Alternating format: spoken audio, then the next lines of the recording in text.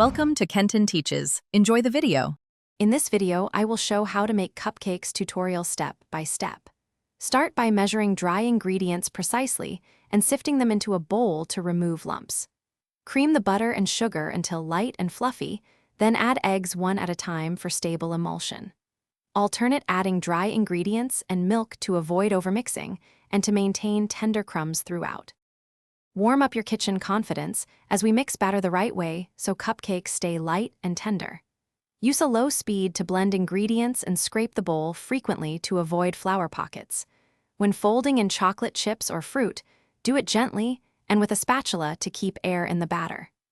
Spoon batter into liners evenly to promote uniform rise and consistent baking results every time. Baking is where patience pays off, so keep an eye on timing and cues rather than only the clock. Place cupcakes on the middle rack for even heat and check for doneness with a toothpick inserted in the center. Let cupcakes cool in the pan for a few minutes, then transfer to a wire rack so steam escapes and crumbs set. Only frost when fully cool to avoid runny icing and sad decorations. Thanks for watching. Please subscribe if this video was helpful.